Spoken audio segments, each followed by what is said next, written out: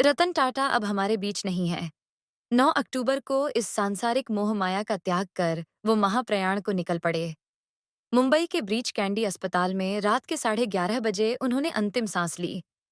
रतन टाटा अकेले नहीं गए। उनके साथ साथ अवसान हुआ एक युग का भी, जिसे हम स्वर्णिम कहें तो अतिशयोक्ति नहीं होगी।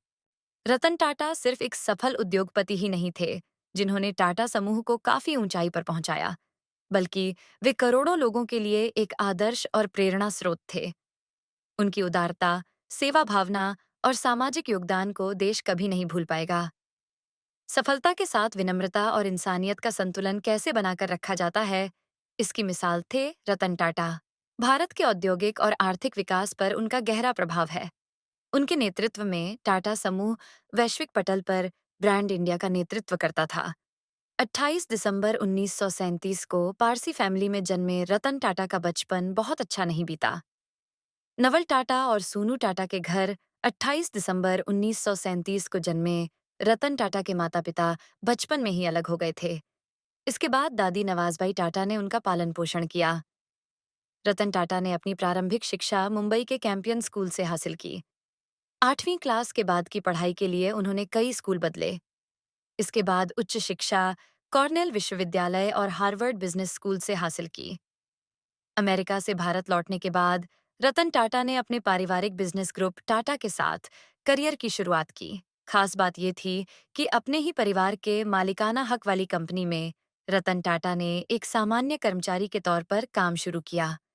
इस दौरान उन्होंने मजदूरों की तरह छोटे-छोटे काम भी किए, ताकि बिजनेस की बारीकियों को सीख सकें। वक्त अपनी रफ्तार से चलता रहा और फिर आया साल 1991, जब रतन टाटा ने टाटा ग्रुप की कमान संभाली। इसके बाद सफलता का नया दौर शुरू हुआ। टाटा समूह की कंपनियां नई बुलंदियों को छूने लगीं। ये सिलसिला अब भी जारी है। रतन टाटा ने 21 वर्षों तक टाटा समूह का नेतृत्व किया और इसे नई ऊंचाइयों पर पहुंचाया। इस दौरान उन्होंने कई अहम फैसले लिए।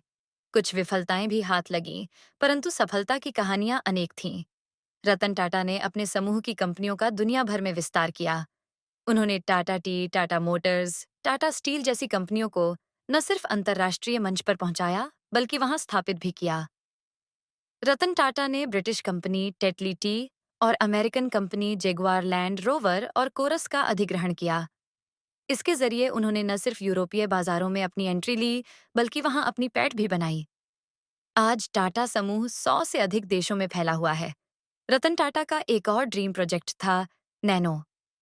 हालांकि लखटकिया कार का प्रोजेक्ट सफल नहीं हो पाया और आखिर में इसे बंद करना पड़ा। रतन टाटा ने भारत के आम आदमी को 1 लाख में कार खरीदने का मौका तो दिया, परंतु लोगों को प्रोडक्ट ज्यादा पसंद नहीं आया। इस विफलता से कंपनी को अपनी स्ट्रेटजी में बदलाव करने की प्रेरणा मिली, जिसका आज फायदा मिल रहा है। रतन टाटा की पहचान सिर्फ एक बेहद सफल उद्योगपति की नहीं है। उनकी मानवीय संवेदना और सामाजिक सरोकार भी हमेशा लोगों को प्रेरणा देते रहे हैं। वे ऐसी शख्सियत रहे हैं जिसने अपने बिजनेस से होने वाली आमदनी का 60% से ज्यादा हिस्सा दान कर दिया। रतन टाटा ने शादी नहीं की थी। वो जीवन भर अकेले रहे। अकेलेपन के दर्द को उन्होंने महसूस किया और साल 2022 में बुजुर्गों की सेवा के लिए एक स्टार्टअप गुड फेलोज में इन्वेस्टमेंट किया। तब उन्होंने कहा था कि आप नहीं जानते कि अकेले रहना कैसा होता है। जब तक आप अकेले समय बिताने के लिए मजबूर नहीं होते, तब तक एहसास नहीं होगा। रतन टाटा ताउम्र सादा जीवन जीते रहे, बिना किसी प्रपंच के। हालांकि उनके कई शौक ऐसे थे जो काफी महंगे थे। रतन टाटा को विमान उड़ाने के साथ साथ लग्जरी कारों और पियानो बजाने का शौक था। 2007 में F-16 फाल्कन उड़ाने वाले पहले भारतीय बने। रतन टाटा के योगदान को देखते हुए भारत सरकार ने उन्हें साल 2000 में पद्म भूषण और साल 2008 में पद्म विभूषण से सम्मानित किया। देश ही नहीं, विदेशों में भी उन्हें कई सम्मान मिले। ऑस्ट्रेलिया और फ्रांस ने उन्हें अपने देश के सर्वोच्च नागरिक सम्मान से सम्मानित किया। लोकतंत्र से रतन टाटा का जुड़ाव इतना गहरा था कि 2024 के लोकसभा चुनाव के दौरान भी उन्होंने अपना वोट डाला। स्वाति श्रीवास्तव, खबर वर्ल्ड, दिल्ली।